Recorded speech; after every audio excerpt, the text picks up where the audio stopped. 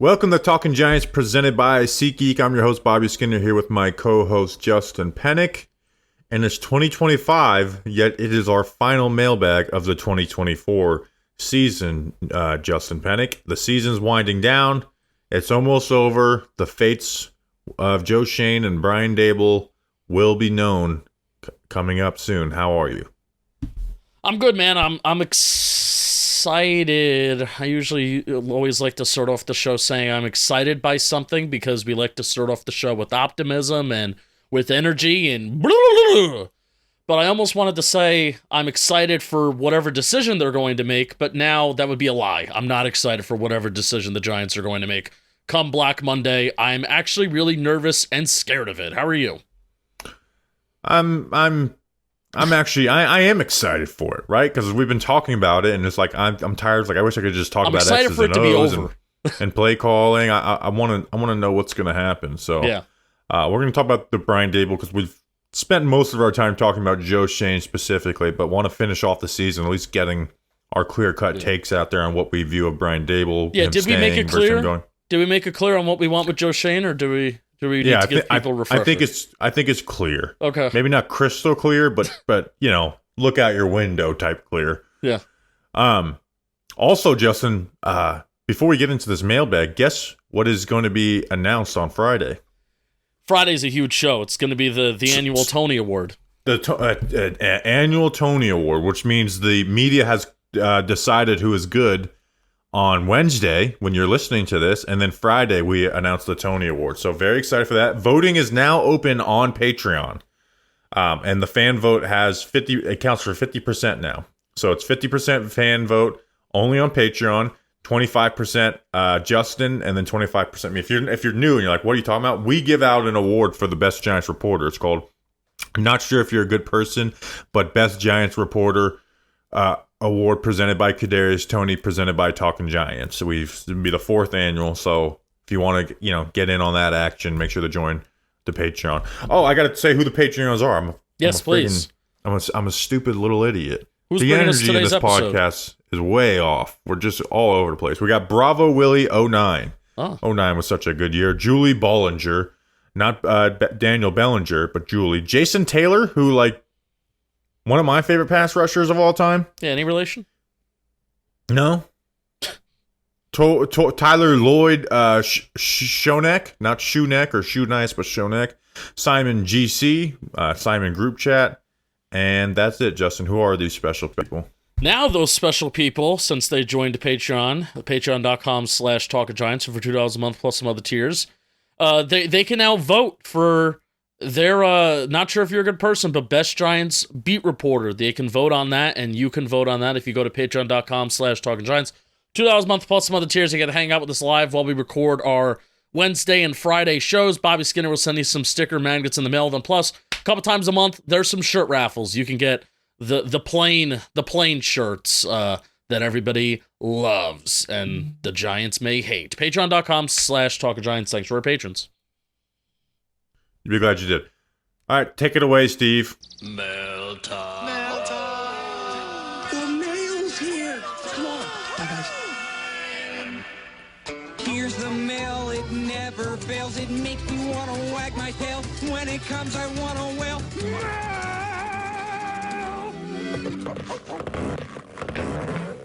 Thanks, Steve from Blue's Clues. Justin, let's get into the mail.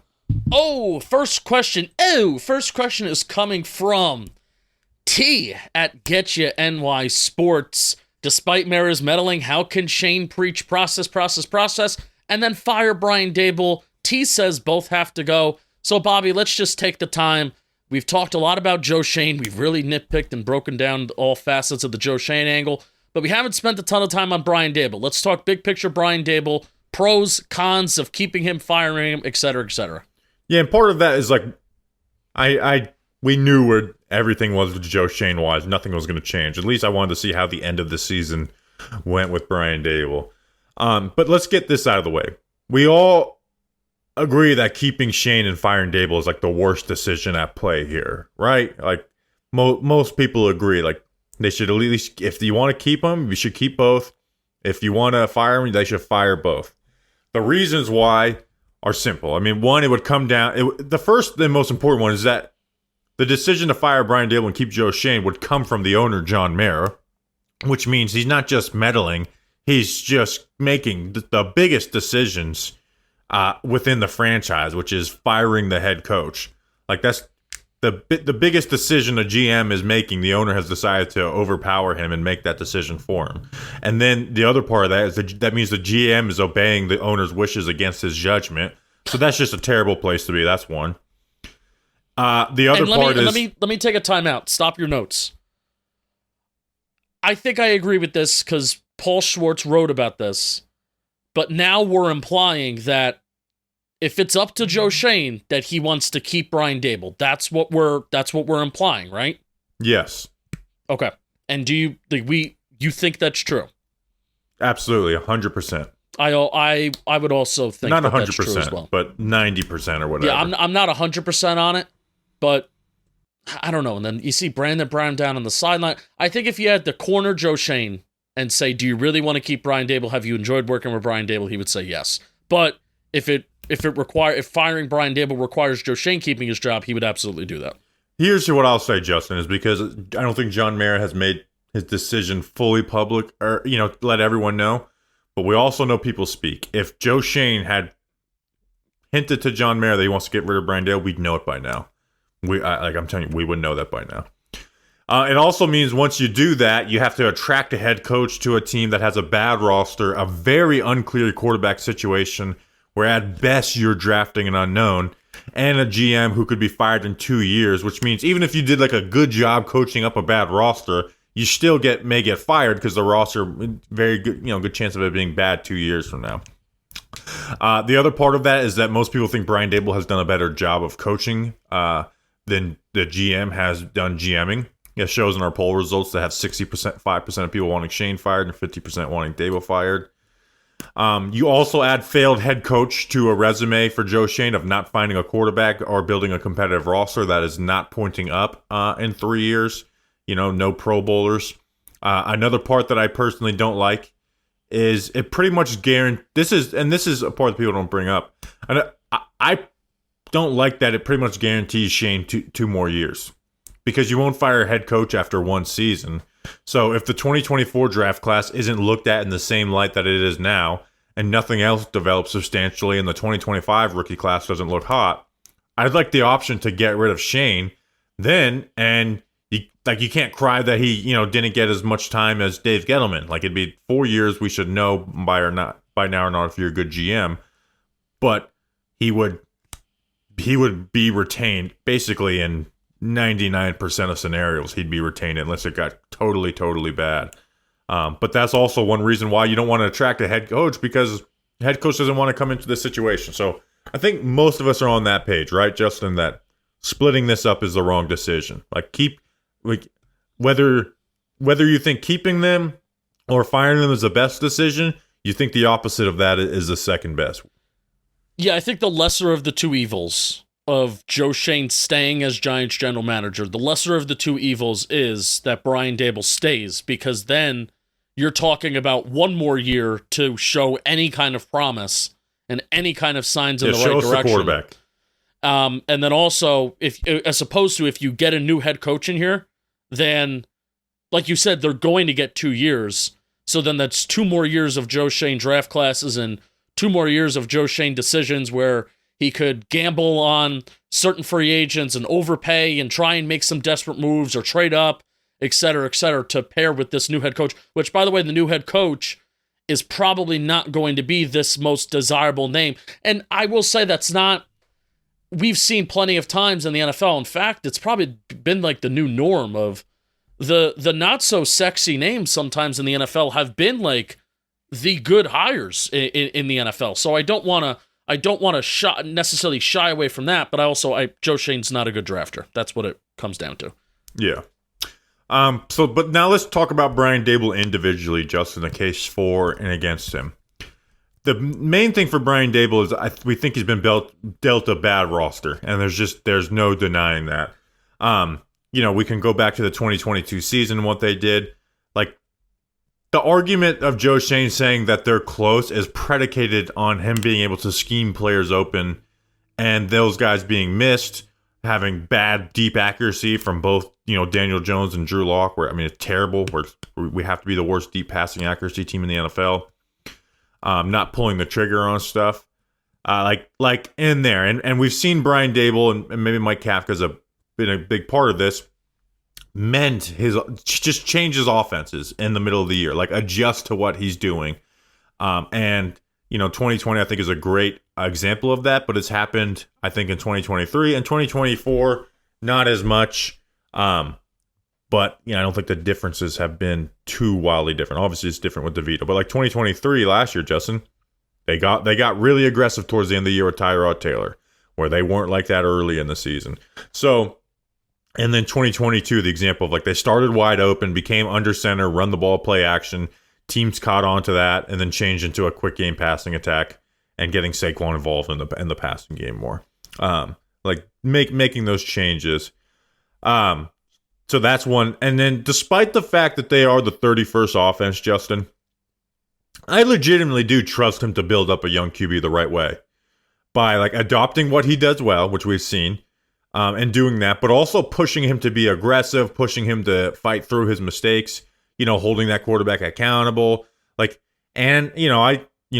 quote unquote watch the film, bro. Like I enjoy his playbook, and I honestly have loved some of the stuff that he's even done lately, building off of concepts. So there's offensive mind Daboll I like. He's not perfect, but I do like him despite I do trust him to build up a young rookie quarterback the right way. Not just, he has the system that's not that hard to run. You just throw it where he's telling you. No, like learning how to play quarterback the big boy way. Brian Daboll will teach you that. Yeah, in terms of the pros of Brian Daboll, why you would keep Brian Daboll, I have a total of 4, but the first 2 kind of blend in with each other. Number 1, I still believe Brian Daboll can run a good modern day NFL offense. And number 2, it's difficult to ignore what Brian Daboll did last year with those QBs and then what he did with Daniel Jones in 2022. So I think that's kind of like the step back from your point, where it's like you look at what Brian Daboll did with Tyrod last year, with Daniel Jones in 2022, even Tommy DeVito last year. Like I know this year in quarterback play, it's tough and it's really tough to swallow. But last year, that was like a legit like talking point and like reason for optimism with Brian Daboll. So I think what you're saying is like the step up from that. It's like if Brian Daboll does get the young quarterback in here, the quarterback in his 20s, and he's never had any kind of NFL kind of coaching yet, and Brian Daboll's the first NFL coaching that quarterback gets, I'm excited with that idea that Brian Daboll can work with that guy. I genuinely am.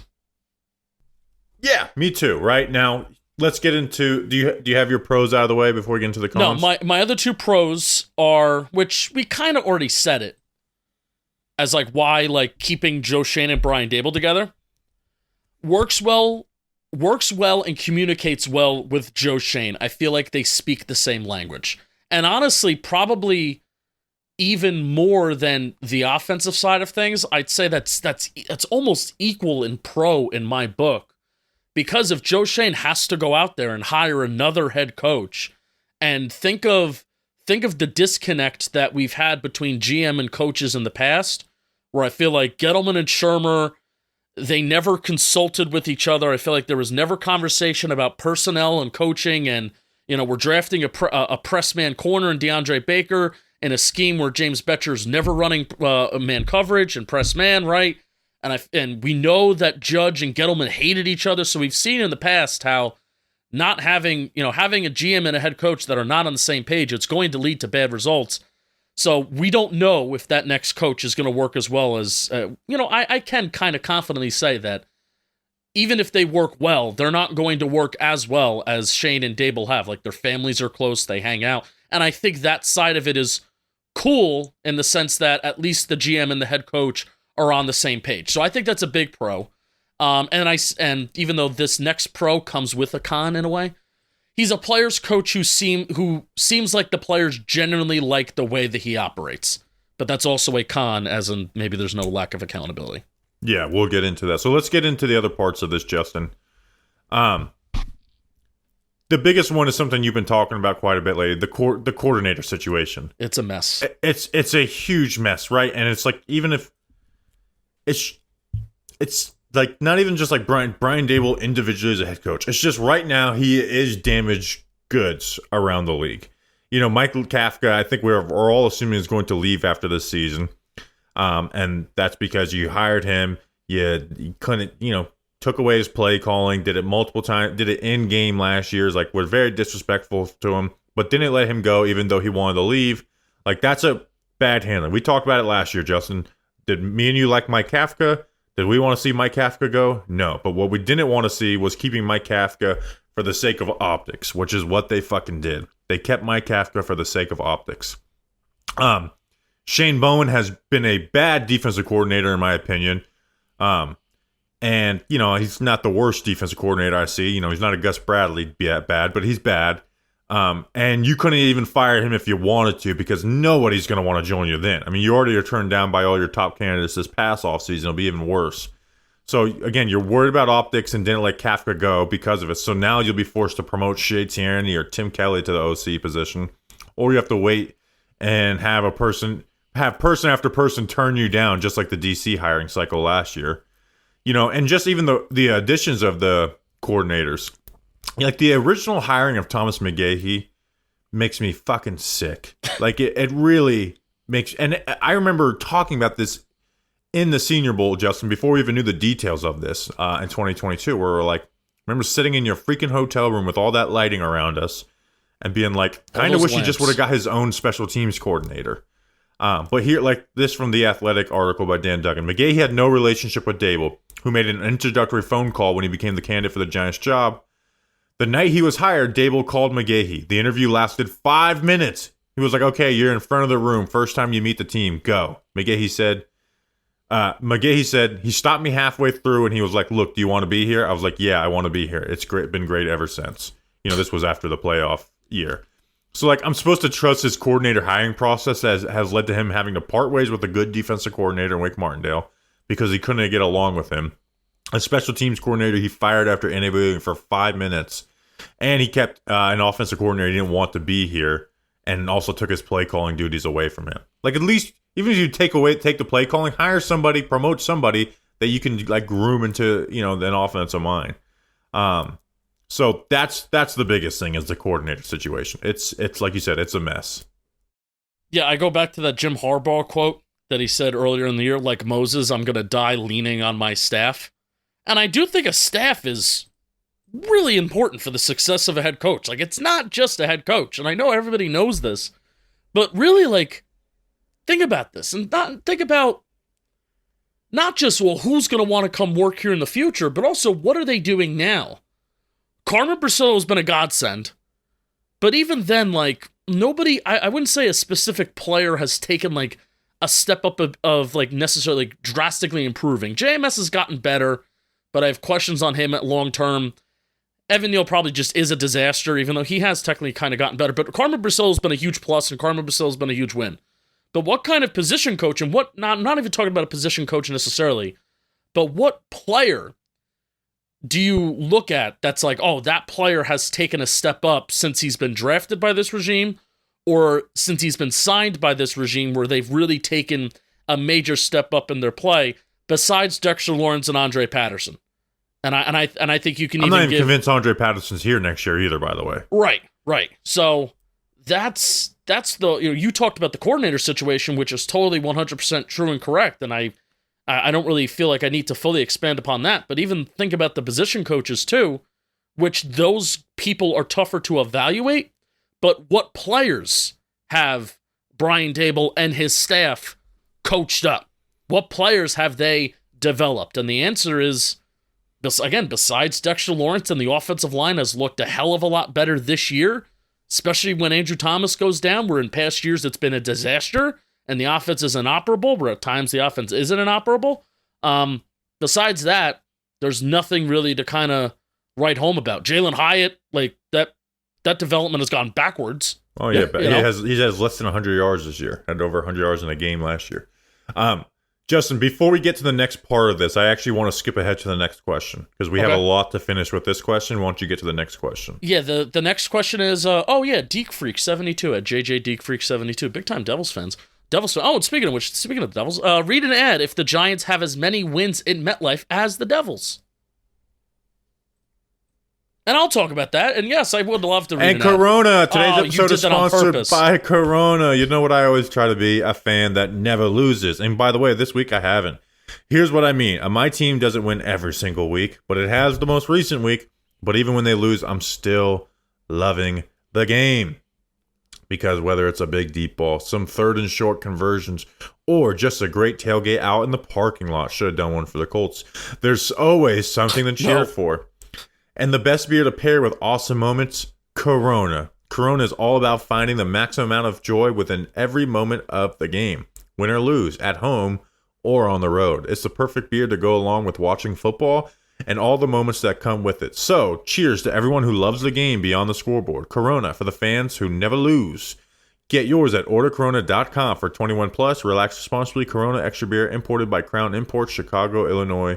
You'll be glad you did. I technically did do a tailgate for the Colts game because I arrived at 10:30 and I was at the normal spot and people did come up and say hi. Oh, that's not a tailgate.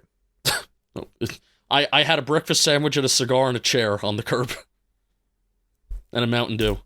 Yep, not a tailgate. That's a tailgate for me. All right, where do you want to go next? Okay, so but getting back to the last question. Con of Brian Daboll. So here's one thing I cannot stand about him, and this has bothered me since the beginning with him. I think he's just way too reactionary in his ways instead of having like true blue philosophies or being stoic at times. Like I like some like if sometimes when he loses it on the players on the sideline, I know that can be controversial, like throwing the tablet at DJ and stuff. I don't mind that stuff. I understand why it rubs some people the wrong way, but that's not my thing on this. But he does like lose his composure regularly. Like regularly loses it. One, he's flip-flopped quarterbacks multiple times now. Yes. And seemingly for like weird reasons. When it comes to in-game aggression, he's very passive, but also he lets one failure stop future aggression when the entire point of being aggressive is that it averages out to a positive even though you'll fail at times.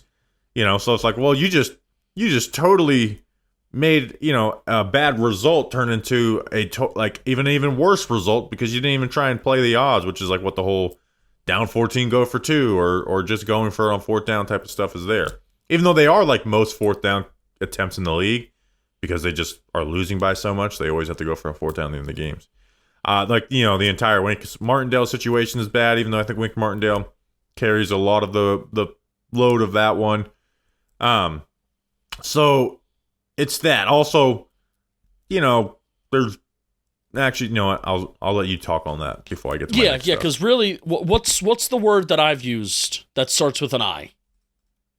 Idiot. No, that's not nice.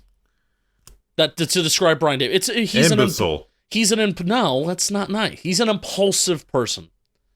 When he kind of came in here, and with Joe Shane, and and this is my own fault of, falling in love with, Joe Shane talks about analytics and Brian Daboll hires these game day manager analytics people, and I have meetings with them every week, and it's like, all right, well, in 2022 they win, and he goes for 2 week 1 to win the game, and it's like, oh shit, well, this is a guy that makes decisions, he sticks by them. Dayball's of Steel, it's the most popular selling shirt on our fucking store. This is the guy, man, and he's gonna make decisions. There's a word that I'm thinking of. He's gonna stand behind them, and he's gonna believe in them, right? And they're all calculated decisions, and they're gonna talk about situations. They're gonna break things down, and they're gonna be prepared. Man, last year that was blown out of the water. Blown out of the water, where Brian Daboll is an impulsive person.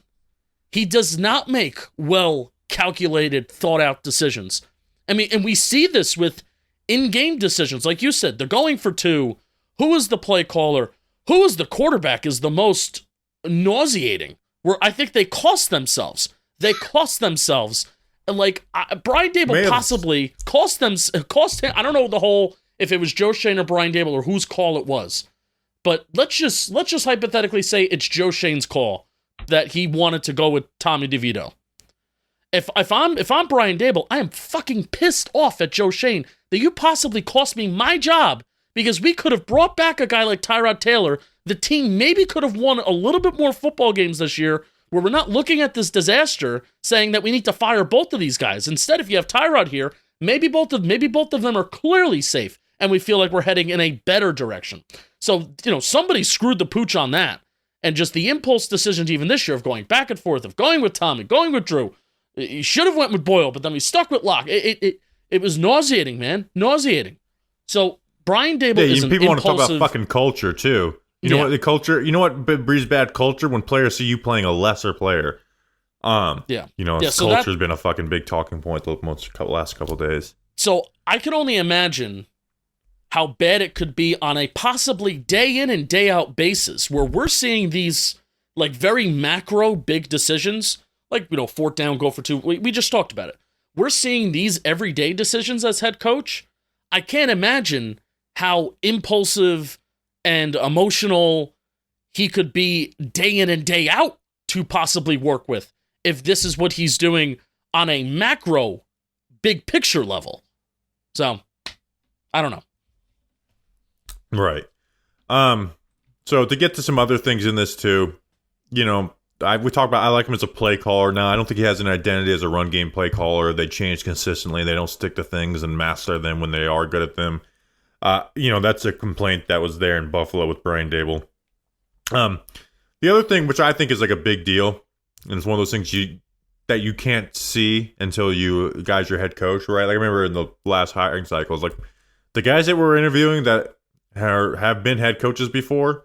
You get to see some of their successes, but their warts are also known. Where the unknown guys, we don't know them. One is with Brian Daboll is there is a lack of attention to detail as a head coach. And like you mentioned before about how he hasn't lost players and the players don't dislike him, that's part of the reason why. It's because he doesn't drill them on attention to detail. It starts with their lack of practicing the fundamentals in practice. Like that's a huge thing. I think there's a reason why they have the most drops in the NFL. I don't think it's simply just the wide receiver personnel. I think it's the fact that they don't coach. They just view that as part of the game.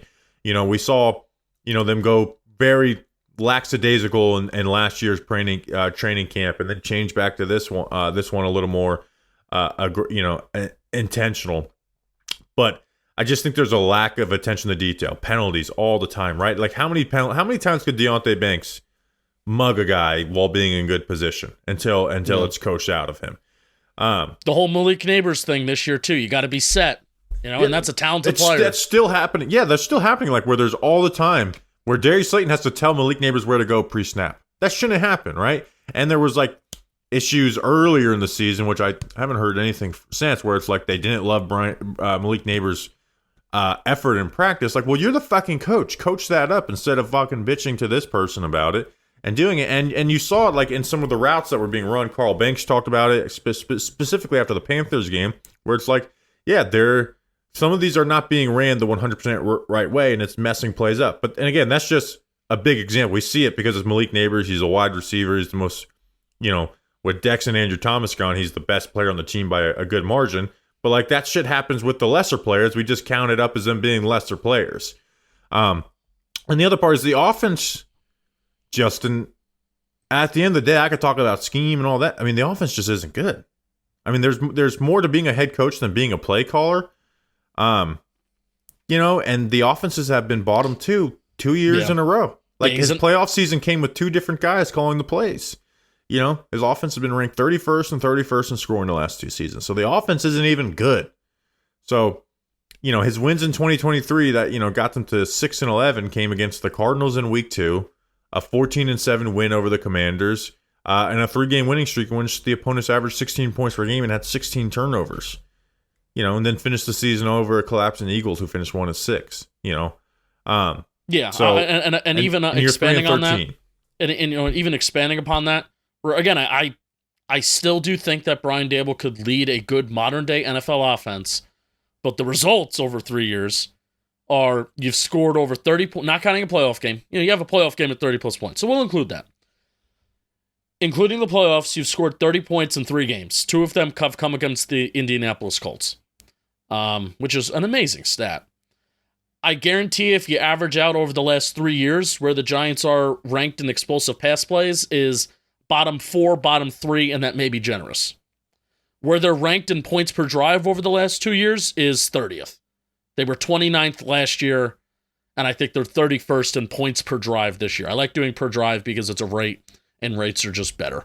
So that's the results that this offensive head coach over the last 2 years, even when somewhat finishing the year pseudo-strong last year, those are the results that the offensive head coach has kind of given us. And it would be a different story if they were average in explosive plays one year, right? Or if they were like 21st, 22nd, 24th, or 25th. But the fact that they're just consistently bottom 3 and everything, that's the shit that sucks. Yeah. You know? And at the end of the day, you get judged by your record. In year 3, you're 3-13. Now, I think the main proponent of that is the bad roster, the lack of good quarterback play. Obviously, I think those are the 2 main proponents for that. But the reality is would Jim Harbaugh have this roster 3-13? Would Kevin O'Connell have this roster 3-13? Would Sean McVay have this roster 3-13? I really don't think so. And so that can speak to, is Brian Daboll, does that necessarily mean Brian Daboll's this terrible coach? No, but it means he's not one of the best coaches who deserves the benefit of the doubt when stuff gets this bad. So, Right. So let me ask you this. Let's say this is because as we finish this up, this part up, the question up, probably our longest mailbag question ever.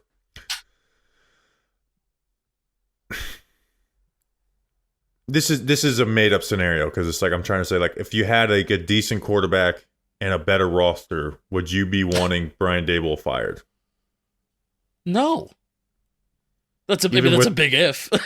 it's literally your if is like the solution to all of our problems. You could still have the same bad coordinator situation though. Shit, yeah. I agree. It's like you said, it's made up scenario, so it's not even worth talking about. But once again, I will not, if Brian Daboll gets fired, and especially if he gets fired and Joe Schoen stays, I'm not going to be looking back and being like, man, that guy, I can't stand that guy. I'm going to look back and look at Joe Schoen, not Brian Daboll. Right. Yes, 100%. In fact, Brian Daboll, I'd shake his hand if I met him. Joe Schoen probably not. I don't think Joe Schoen want to shake my hand either. Shake your hand. You see that Jimmy Carter thing where it's like, rest in peace, where it's like he shook every person's hand on the plane, Justin, and then someone quotes him, he's like, everybody should do this. Anyways, next question. Anyways. Scroll past all my notes. Joe Volpe, our guy. Well, we should, because that question took so long, you should do the question after the next question and then go back to the question and then we'll go back to the question before that. Logan Jens at Logan_Jens15. I'm sorry if I'm saying your last name wrong. How much are you willing to trade? How much are you willing to trade to move up in the draft to read an ad? Well, Bobby Skinner, how much? How about 28 million? 28 million what? 28 million downloads, because today's episode is sponsored by SeatGeek because they have over 28 million downloads. SeatGeek, they're the #1 rated ticketing app. They have more than 70,000 events every single day on the app, including sports, concerts, festivals, and so much more. They rate every ticket on a scale of 1 to 10, so you know you're getting a good deal. Look for the green dots. Green means good, red means bad. And no matter how many times you've bought tickets on SeatGeek before, guess what? You can use our code GIANTS10. It's going to get you 10% off your next order. That's 10% off any tickets on SeatGeek, whether you're a new customer or not. So take out your phone, open the SeatGeek app, and add code GIANTS10 to your account. What are you waiting for? Join me today, January 1st. I'm going to the Knicks game. How do you like that? To see a real winning New York team. Do it now because this offer is only available for a limited time. Code GIANTS10 for 10% off your next order. I'm going with my friend Nikki Snacks. You will be glad you did. You're glad you did. Snacks is going to be on Wheel of Fortune in a week. Or 2 weeks. That's in a week? It's either the 7th or the 14th. Hopefully it's the 14th because we're going to be kind of busy on the 7th, right? I think it's the 14th. Probably. Hopefully it's the 14th, so then we can do our, stream of all that, and it's not like, it's not sandwiched between like Giants GM candidates and Giants doomed. Giants are doomed. Daboll. Giants are doomed for the next 2 years. Oh, Snacks is on Wheel of Fortune. All right, next question. Our guy Joe. Where are you, Joe? Joe Volpe. I met him multiple times. Good guy. Great wide receiver, by the way. Giants have to sign him. If you were the Giants GM and this was your first offseason with the team, what would you do to handle the quarterback position? Giants have the 4th pick. I want to talk about just the quarterback position spot now that the Giants have the 4th pick, and talk a little bit about philosophy, because this is the last mailbag and we're not going to do quarterback every single episode of the offseason. Even though, like last year, remember last year I had the idea that every episode we finish with a 5-minute second about the quarterback, so we could just use it as clickbait. Not going to do that. But basically, if you keep Joe Shane, you're letting them do the exact Bears situation of keeping Ryan Pace and Matt Nagy, because Nagy won Coach of the Year a couple years ago and then traded up for Justin Fields. Like, regardless of your views on these quarterbacks, everyone agrees they're in a really dangerous spot to be if you keep them and let them make the quarterback decision.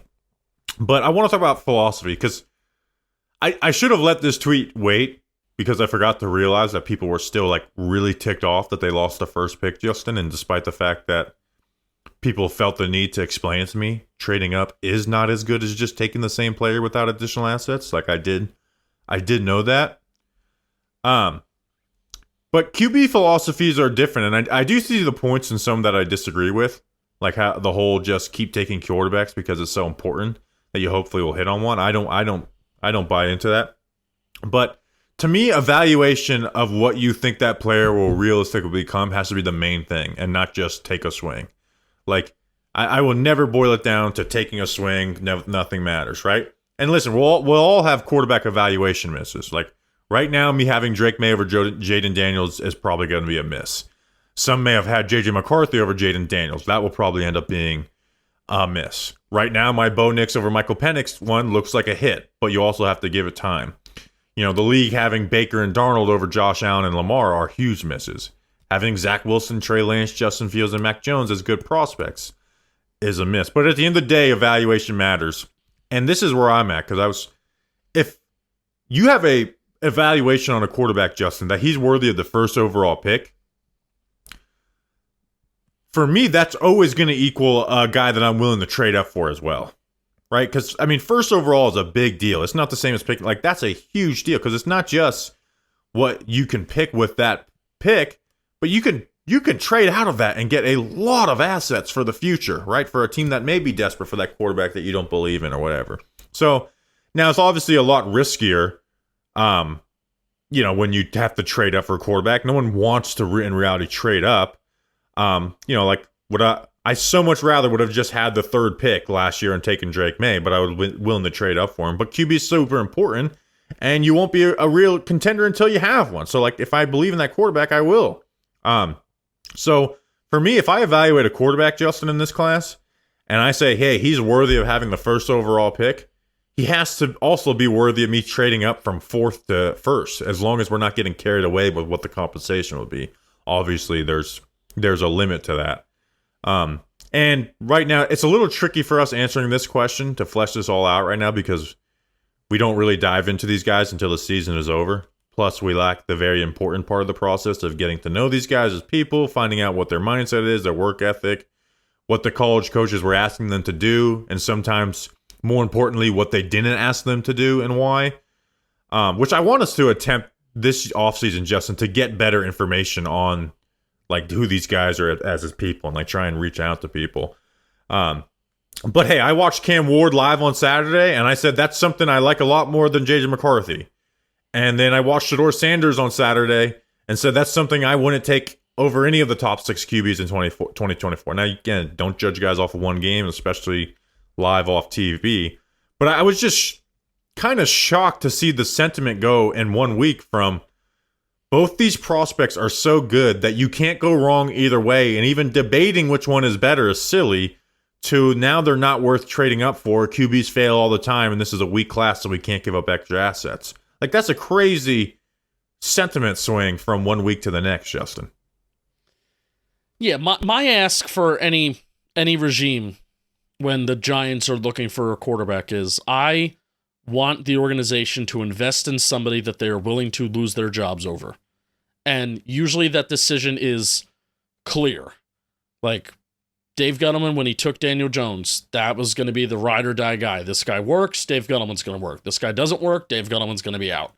That guy for Ernie Accorsi, was Eli, and then eventually, turned into Jerry Reese very quickly, right? And it's very interesting when talking about this Giants regime and with Joe Schoen, is Daniel Jones that guy? I would say no. And it goes back to the whole conversation of is it, do they deserve to? The answer is no. So I don't know, man. Like, I don't know. Like, I have a plan. I have an answer to this mailbag question about like what I want right now. Like, what's my plan at quarterback on January 1st, 2024, which will change in a matter of a month when we start to look more into these guys. But yeah. Well, here's the end of the story. It's like, if I view Cam Ward as worthy of the number 1 pick, I'll want to trade up for him within reason. If I don't view him as worthy as the number 4 pick, I wouldn't draft him. Then for the sole sake of taking a quarterback, And here's the part that sucks, Justin. And we're in an age and day where you got to have an answer for everything. And people have a hard time admitting this. Part of getting the quarterback right is right time and place. And that's why it's the hardest thing to do as a GM. Yes. Like, it's one of the hardest things to do in sports. And that is why it's not why the reason not getting a quarterback is not the reason why I want Joe Schoen fired. I think he's built a bad roster with all the other assets. Like, if I'm a GM, I can work to form my team identity, right? I want pass rushers, right? I want disruptors, or I want two-way guys. I want us to be able to set an edge. I want us to have physicality up front. I want linebackers that play free and aggressive. Quarterback, part of it is fucking getting lucky. Like, I hate to say it, but part of it is getting lucky. Part of it is losing 3 games last year instead of this year, where there's 4 teams who are 3-13. And right? I got criticized in the past last year, Bobby, where I was just like, you know what? Good teams just figure it out. I got criticized for that. Where it's like, oh, you don't have a plan? No, my plan is to just make good decisions. And the Giants have not made good decisions, whether that be a quarterback or any of the other 23 other starting positions. They just haven't made good football decisions, where it's like, why the Lions luck into Jared Goff is because they made good decisions. Why the 49ers kind of luck into Brock Purdy is because they make good football decies. They even built a good roster and failed on the quarterback. The Baltimore Ravens took a guy that was so raw and a QB prospect and a quarterback unlike we've never seen before, with the combination of his ability to run and throw the ball. And I am saying that about Lamar Jackson. That kind of all worked because they make good football decisions.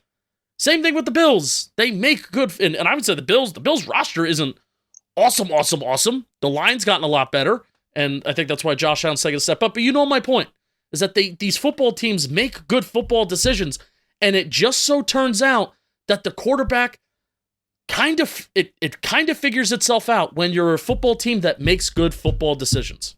It's a shitty thing to admit. Like I said, part of it is luck. Where if we won 3 games last year, we're not talking about quarterback. Or we're sharing clips of his all 22, right?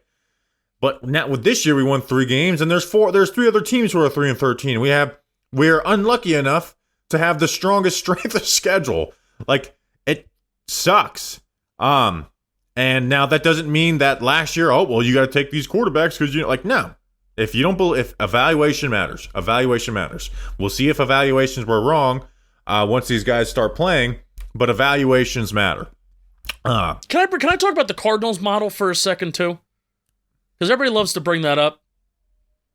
This is not an organization in New York with the media attention that it gets, with how we talk about the team and how many reporters are at every single press conference and every single practice. That's something you can quietly do in Arizona. Draft a quarterback in the first round and then just move on, snap your finger and move on. That could never happen here, and it will never happen here. With the amount of scrutiny that coach and that GM would get for I don't care what the quarterback looks like, for so quickly moving on, even if it's right or wrong. The amount of scrutiny and attention, and John Mara would feel that shit. That will never happen in New York. A one and done or a two and done. Never. A two and done can happen. A one and done will never happen with John Mara. But also part of that is like the Cardinals. How do you take a quarterback that you had that lack of faith in, that you got rid of him after one season? You know, so like I don't like looking at the Cardinals and being like, oh, see, how smart are they? It's like, well, they totally fucked up the Josh Rosen thing. Like, royally messed that part of it up. But in reality, the things that are in your control, Justin, is trying to identify the next Geno, Baker, Darnold, if you can't get the quarterback, right? You know? So, like, if this question is asking us, like, Justin Field is the one that is the most intriguing. That could be, you know, that bridge for a year. Even if they draft a quarterback, I would like to bring in somebody. And Justin Fields could be that. Like, for the reasons why, one, he's 9-6 in his last 15 starts, so you can at least win with him. Has great running ability and not afraid to use it. His arm talent is really good, and he seems to be like a likable guy that teammates like and stuff. And it's just like the mental part of the game has just not come to him, and it probably never will, but at least that's somebody that you can work with. So that's the type of thing that you can do in the meantime. Yeah, I'm. But I'm hoping we get out of this draft with a quarterback. That's my hope. I'm totally okay with if the Giants. I watched Cam Ward live on Saturday, Justin, and I left being like, I want that. I'm not going to officially do it. I want to put out a film breakdown, all that stuff. But I did leave Saturday saying I want that. Yeah, I gotta watch these guys. I gotta watch these guys more. I started to watch Cam Ward. I haven't watched. I watched one game of Shedeur Sanders where he got his ass kicked versus Nebraska, and then he threw his offensive lineman under the bus. So that's my exposure to Shedeur Sanders. And if there's one thing you don't want to do as an NFL quarterback, it's throw the guys under the bus that protect your ass every week. So that's it. That's the exposure that I've had with both of these guys. But I'm as of now, it's January 1st, 2025, and part of me is, you know what, we may have to take the medicine of getting a Fields in here, and that's it. Getting a Jacoby Brissett in here, and that's it. Getting a Jameis Winston in here, and that's it. We may have to take that medicine for a year to figure out what the hell's going on. Which sucks. Which would really suck. But yeah, maybe that. But that's why I think a fresh slate is so needed. Because at least let's make an evaluation on these quarterbacks, and not simply just taking which one we think is the best because we need to get one. But like I said, I left Saturday wanting Cam Ward, so I think that'll continue for me. Even though he did have one throw where it's like, ooh, that's a little ugly. But I saw a player that I really liked. All right, Justin, we're at 48 minutes. Why don't you, the one question that we hold on. Are you looking at the doc right now? I am. Because I don't want to tell this person that we're just throwing away his question. But I want to. I think this question can be saved. Yeah. So yeah, save the Sam Darnold, JJ McCarthy question. Yeah, that question can definitely be saved. It's a very good question, but I honestly think the Vikings need to play out their season first too, and see how they do. So yeah, let's go to the next question, and this question's coming from Austin Ionetta at Austin_Ionetta. He's the dude. Don't want to rehash the fallout from the Joe Shane video, but when you spoke with Pat Hanlon, were there any discussions to read an ad? Would have been very funny if you ended, if in the middle of the phone call, you say, hey, Pat, can I talk about something? And then you said, today's episode is sponsored by Captain Morgan, the official spice rum of the NFL. The NFL seasons where legends are born on and off the field. And Pat Hanlon's like, what? And then you're like, shut up, Pat. Some are of last-second plays that turn the tide and change a team's destiny, while others are our friends who follow the captain from within them to make a regular get-together into the stuff of legends. Pat's like, are you done? And we're like, no. So grab your crew, grab the captain and a cola, and make it a story to remember. Because legends start when you follow the captain. Be quiet, Pat. I need to read the CTA, the call to action.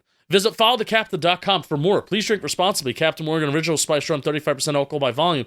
Captain Morgan Rum Company in New York, New York. You will be glad you did. All right, now you can go, Pat Hanlon. Be glad you did. Blitzball. You got you. What's the next question? Oh yeah, I forgot we have another question. This is the last question.